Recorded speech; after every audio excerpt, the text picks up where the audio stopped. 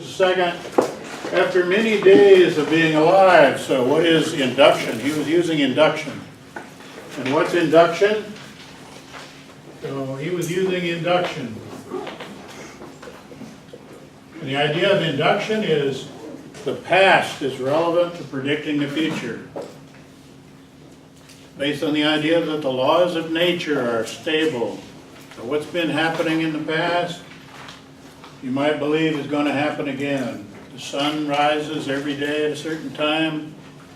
I think it might rise at that time the next year on the same date at that time, and the year after. Induction begins with a kind of a generalization. It's a way of checking a generalization. And we're going to talk about different kinds of generalizations, but if I said there's a pen here, and the pen just fell, I'm making a simple statement, right? About an event that just happened. But if I say it always falls, every time I drop it, it falls, I'm making a generalization about things that haven't happened yet, that are off in the future. I'm making a statement, if I drop it, it will fall. And so we begin with a kind of a lambda here, a law that A and B go together. Maybe it's being vaccinated and getting sick or not sick. Maybe it's something else. If I drop it, I dropped it once and it fell. I dropped it again and it fell. And we did it, I don't know, about 6 times. And people were convinced after that if I drop it the next time, what's going to happen this time? You betting on it? How many think it's not going to fall? How many think it's going to fall? How many aren't sure? Okay, so, fell again. Doesn't mean it will though always, does it? The argument is that based on evidence from the past, we can predict the future. So we think that on trial n plus 1, if a n plus 1 happens, I let it go.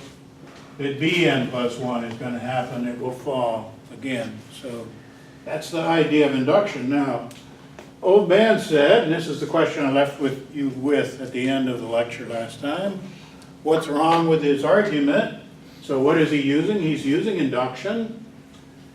He was alive on day 1, and he was alive at the end of day 1, and he was alive at the beginning of day 2, and he was alive at the end of day 2. And so he thinks, every day I'm alive, I'm going to be alive the next day, and so I'm going to be alive tomorrow. And therefore, he thinks it's going to be live forever. What's wrong with the argument? So what principle was he using? The answer is he's using induction, but he hasn't quite got it right. What's wrong with the argument? Anybody have any ideas about what's wrong with the argument, or do you think he had a good conclusion here, that this is good reasoning, he's going to live forever? How many think he's going to live forever? Nobody. How many think it's a bad argument? What's wrong with it? Anybody got any ideas what's wrong with it? Where is he making a mistake? Are you raising your hand? You're raising your hand. No one's lived forever. No one has lived forever. What kind of argument is that? Empirical. It's an empirical statement, but what kind of induction is an empirical process here? Nobody has lived forever. That's a generalization. How do you know? Because it was person number 1 and they didn't live forever, right? They didn't live past 150, and person number 2 didn't live past 150, except for a few cases you read about in the Bible. You know, as they say in the song, it ain't necessarily so, right? Except for those cases, the documented cases, person number 1 didn't live, you know, the ones where we have birth records and so on. Except for those cases, we don't have any cases of anybody living past 150. So that's an argument by induction as well. If you're using one inductive argument against another, and you're saying it's more appropriate to use the other cases of people rather than the individual cases within the person, right? Because you're saying there's something left out of this principle and needs to be made clearer. Well, maybe there's a lot more evidence that no one else has ever lived forever, and he's a person, so he's a person, and all the other people haven't lived forever, so he's not going to live forever. All right, so he's using induction, and what was wrong with it? He's using days within a life. In fact, you think he's more and more likely to die every day that he gets older. Based on what? Based on actuarial tables. What are actuarial tables? What's an actuary? That's a statistician. That's the job category that's one of the highest paying jobs in the country and has the highest job satisfaction right now in the U.S. People are actuaries. Who do they work for? Insurance companies. They work for a lot of different places, but people working for insurance companies, actuaries. And what do? They predict how long people are going to live. Why? Because you have to figure out what to charge for insurance. How much should you charge for insurance? You want to make money if you're in the insurance business. Are the insurance companies making money? Yes, go to downtown of any U.S. city, look at the biggest buildings, and what are they? They're the Prudential building, and they're the various insurance companies that have built the big buildings. But the only place where you see bigger buildings is Vegas, right? Where you see the big casinos. That's another way to make money. Also based on statistics. All right. Question number 2. How does the story of clever haunts relate to psychology? Well, we had that basically last time. Hopefully did a little better this time. Read chapter 2 by all means. So the story of clever haunts is told in chapter 2 of Callet. Also, there's the picture from chapter 2 of Callet that's in the titanium site. Go visit that and look at the various links that are there. You can read the Wikipedia article on clever haunts. There's a link there to the book by Oscar Funks that's described in chapter 2 of Callet. You can read the whole book. Is available online. A lot of things are available online, so if you're interested in that story. And how does the story relate to psychology? Well, here's how you address a problem like that. So when you have a problem like, how does one thing relate to the other? Define the two things. So we have psychology. That's the study of alternative explanations.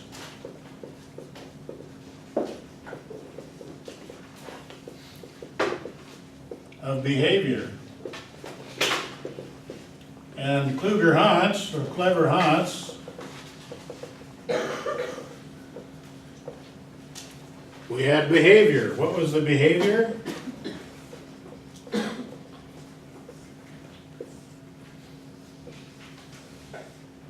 The behavior was he could answer questions.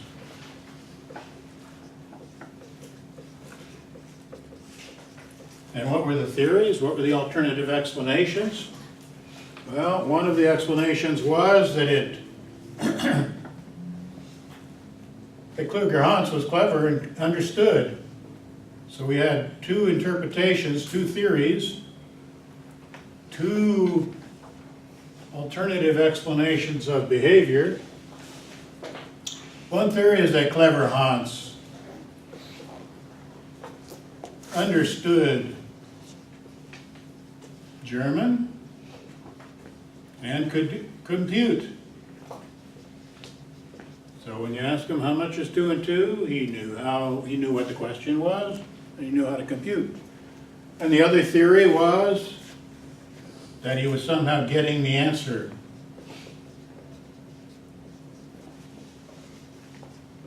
From the audience. And they decided he was getting the audience by observing the audience and looking at their faces. And they made changes of face, very subtle expression changes that he was able to read. And so Kluger-Haunts illustrates the science of behavior because it illustrates testing. And then what did they do to test it? They separated what they showed the audience from what they showed to Kluger-Haunts. And they found out that Kluger-Haunts could only get the answer right if the audience knew the right answer.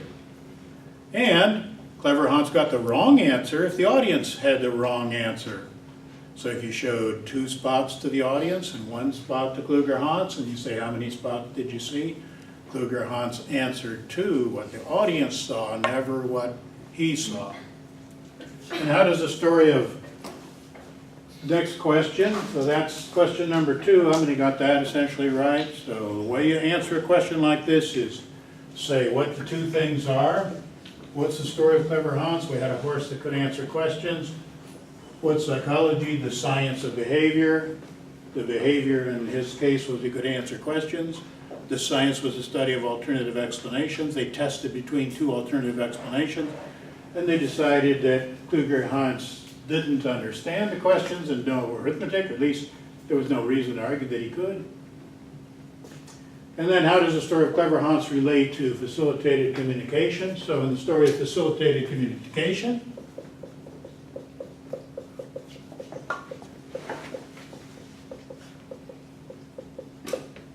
what was the behavior? That the autistic kids who don't normally speak could now answer questions.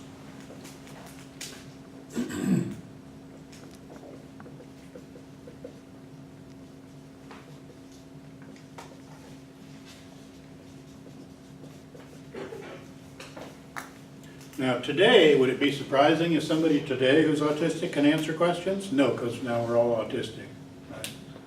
My daughter's a school psychologist. She tests kids that are sent to her to be tested for autism. The kid says, opens the door, ladies first. But in those days, the categories for autism was, now they have an autistic spectrum, everybody's on it somewhere. So I just made some motions, see, so I'm exhibiting some of the behavior, I'm somewhere on that spectrum. People who speak and talk, they're somewhere on the spectrum. But in the old days, they had like a definition. The kids who didn't speak, who engaged in these behaviors, they were autistic, and the other people didn't.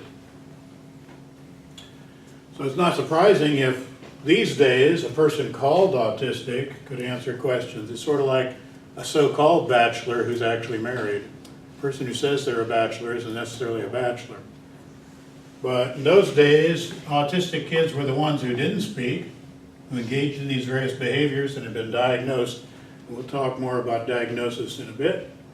They could answer questions. And what were the theories or the alternative explanations? One explanation was that it was the facilitators who answered the questions, and the other was that it was the kids.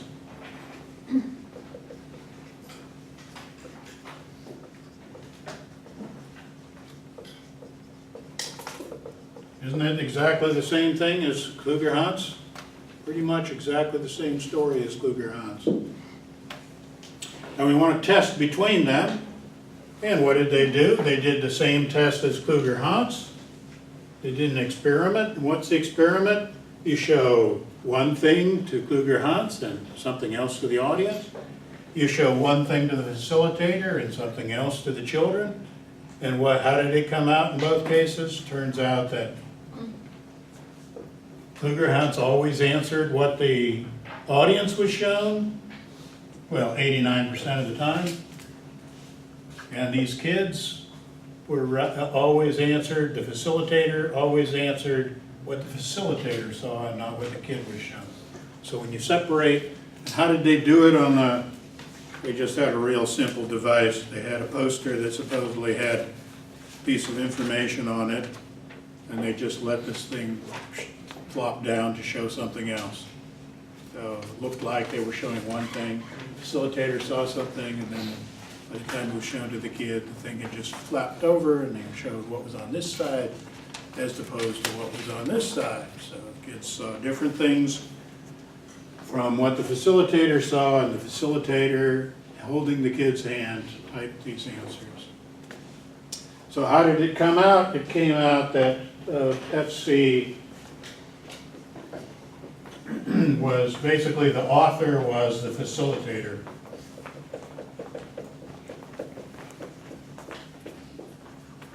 Good question.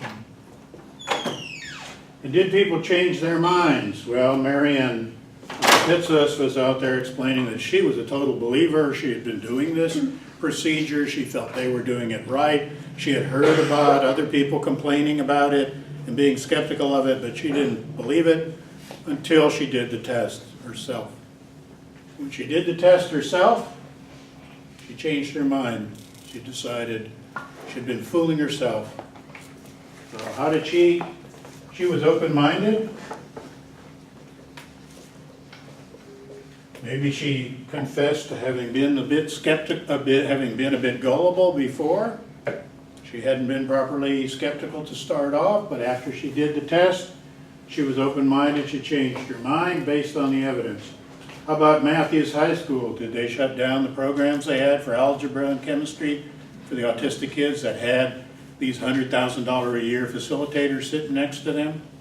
No, they kept going. So they were closed-minded. They refused to change their mind based on the test.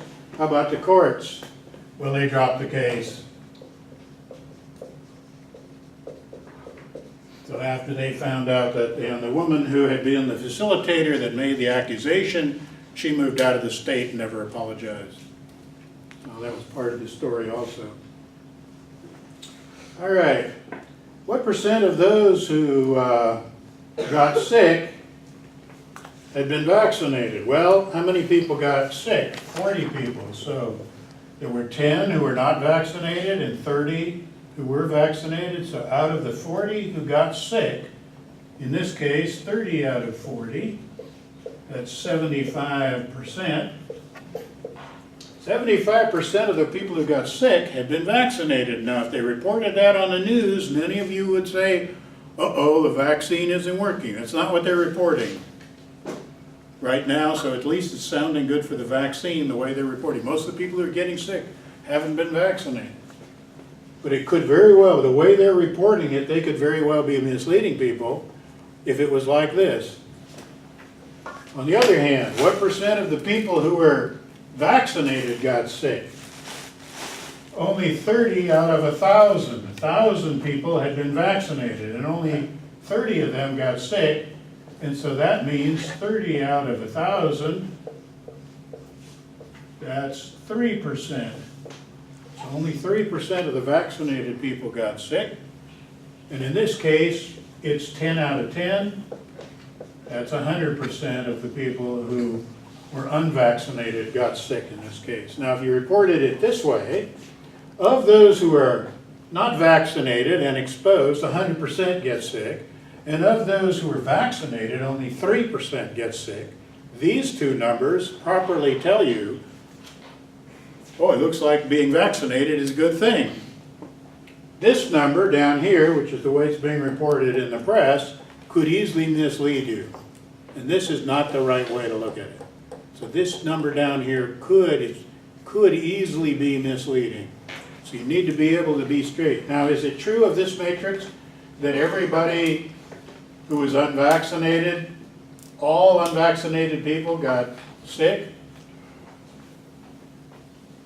Yes, that's true. All the not vaccinated people got sick. None of them who were not vaccinated got well. So there's an if A then B statement. Is it true that everybody who got sick was unvaccinated? No. And as a matter of fact, in this case, it's even only a quarter of those. All right, so you want to be able to think in terms of a matrix like this, in terms of one of these sentences. And if you're going to think about this, you need two of these sentences. What percent of those who were vaccinated and what percent of those who were not vaccinated is the way to think about it, is the proper way to think about this question. All right, any questions about the quiz items? Everything nice and clear? All right.